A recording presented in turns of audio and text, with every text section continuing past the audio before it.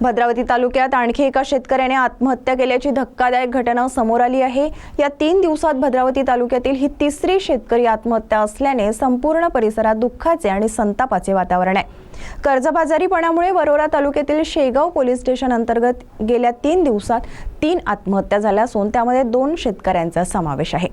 3 दिवसा अगोदर नामदेव कडूजी गायकवाड राहणार शेगाव खुर्द वय वर्ष 65 यांनी सततच्या नापिकी व कर्जबाजारीपणामुळे शेतामध्ये आंब्याच्या झाडाला गळफास घेत आत्महत्या केली होती।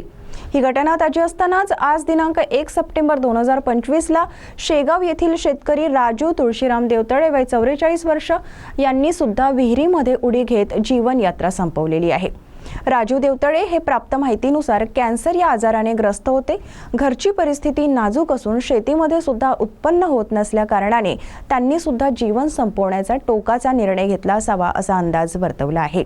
तसेच 2 दिवसांआधी शेगाव पोलीस स्टेशन अंतर्गत येणाऱ्या किन्हाळा या गावातील 17 वर्षीय 12वी मध्ये शिक्षण घेत असलेला विद्यार्थी समीर दयाराम बुरडकर यांनी सुद्धा स्वतःच्या घरी गळफास घेत जीवन यात्रा संपवलेली होती। दरम्यान आज विहिरीत उडी घेऊन जीवन यात्रा संपवलेल्या शेतकऱ्याचा मृतदेह शेगाव पोलीस यांनी मोक्का पंचनामा करून उत्तरीय तपासणीसाठी उपजिल्हा रुग्णालय वरोरा येथे पाठवलेला आहे। या 3ही घटनेचा तपास शेगाव पोलीस स्टेशनचे ठाणेदार योगेंद्र सिंग यादव यांच्या मार्गदर्शनात शेगाव पोलीस करीत आहे।